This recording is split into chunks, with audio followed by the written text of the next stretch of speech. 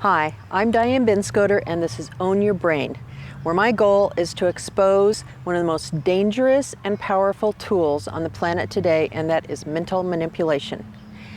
And I'm going to be talking about a topic today that I get asked a lot about because I mention it in my TED Talk, but I don't go into it in a lot of detail. So I'm going to go into it in a lot more details today, and that is circular logic. And so I'm going to talk about circular logic and explain what it is, but I'm also going to talk about it from the perspective of if you have recently walked away from this kind of decision-making circle and you are rebuilding your life, I want to give you some pointers, some tips about how to do that and what kind of things to expect if that's your situation. So again, this is Own Your Brain.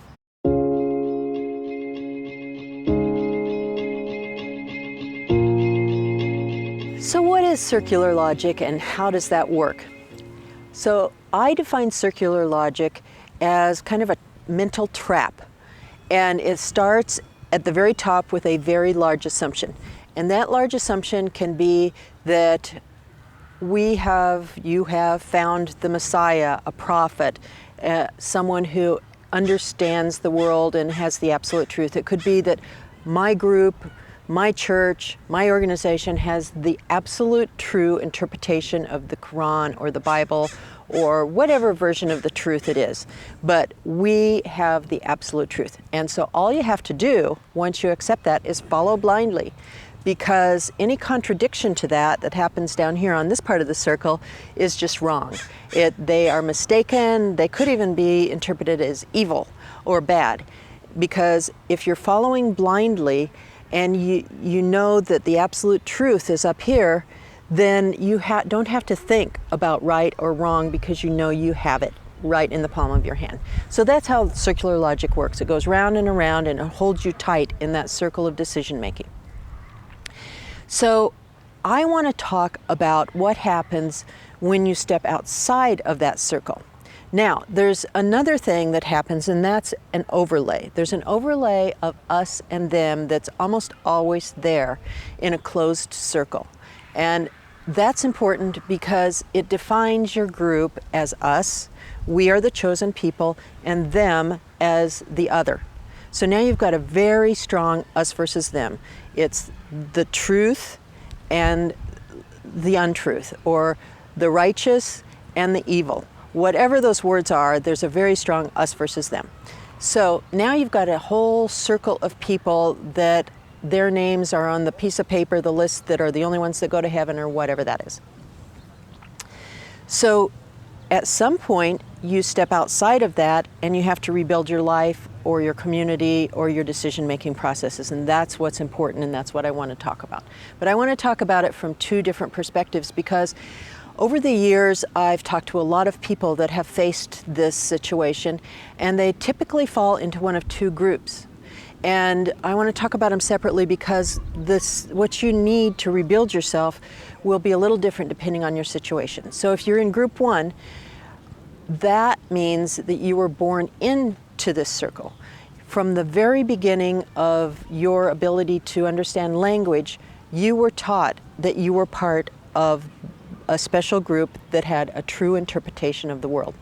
So you may have grown up singing the songs that supported that, saying prayers that supported that, hearing over and over again that you had the absolute truth, and that all you had to do is have faith, believe, stick tight to that truth.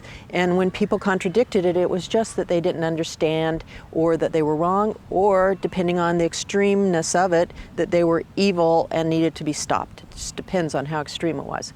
And so just have faith, because we have the ultimate truth. So if you were born into that, and at some point in life you began to question that, it could be as young as childhood, and maybe you just didn't have the courage to go against your loved ones. But then as you start moving toward adolescence, that becomes stronger, that need to really be true to yourself becomes stronger.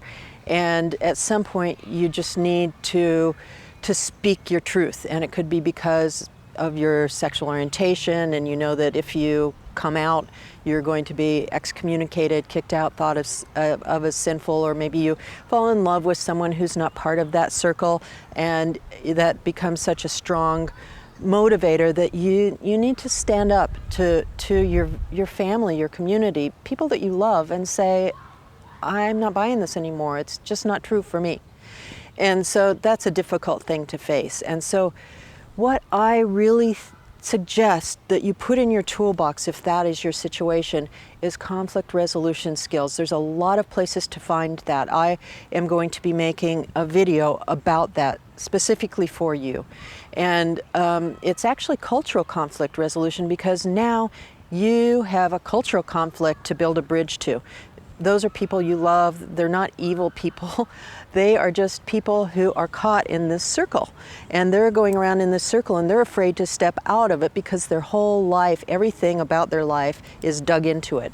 And so you have to learn how to build that bridge, because you'll want relationships with them. So the second group of people, which I was actually part of, is someone that oftentimes during adolescence or during young adulthood, you are searching, you feel like you don't fit in, and you meet a group of people like I did when I was 17, and you join a group and become radicalized in some ways.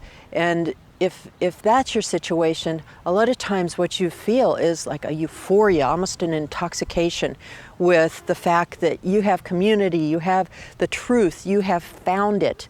And it could be a spiritual belief, and you think that there's this, you've met someone who is especially spiritual and is essentially God of some sort, or that you've met a group that is right about politics or whatever it is.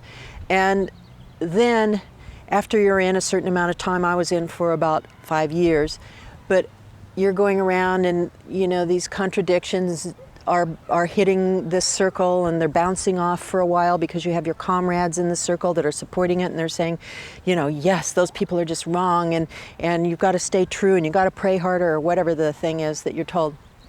Somehow it starts crumbling.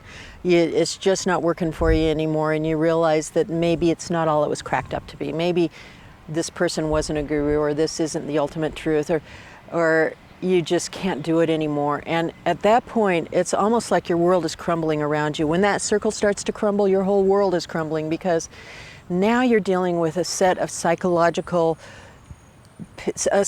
situation that's quite painful. And you're dealing with shame, oftentimes, because you feel like you made this big mistake and that you have to admit it, or you're dealing with grief because it's really hard to admit that these people that you loved and that this belief system that you really thought was true isn't. And you have to grieve that loss. And so in this situation, if you're in this situation, I actually just did a video that might be useful to you, and I'll put the link below. But I'm giving 3 tips, 3 things to help you heal from mental manipulation. And I think those will help you to put your life back together, because you're going to need to learn to make decisions outside of this way of thinking, outside of this, all I have to do is have faith. You're going to have to make decisions for yourself. Now, the thing about circular logic is that, and I think why so many people find themselves in there, is because it's kind of a cozy place to be. It's nice because you don't have to think very hard. You feel part of something, and you feel like, this is what I believe. And there's lots of people supporting this, and you don't have to think about it. You know what your politics are. You know how you feel about global warming, you know how you feel about whatever it is. It's all been in this circle. And now you have to think about all those things. You have to think about what your style is. You have to think about what music you like. You have to think about everything new again. And so it's harder. You have to grapple more. You have to grapple with life's hard questions. But I say grapple. I say, be true to yourself. And you will have to struggle more. You will have to read more. You will have to look at contradictory things and think for yourself more. And you'll have to decide, maybe you'll think, okay, now I understand this. And then a year later, there's new scientific evidence or whatever, and now you have to throw that idea out. But that means that you're growing as a human being. It means that you're evolving as a human being.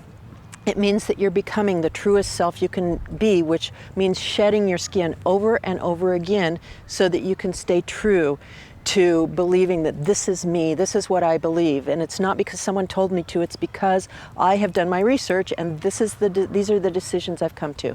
So I hope this has been useful, and I hope this has helped you understand how this piece of mental manipulation works, how this piece called circular logic works, and how you can be the best you can be.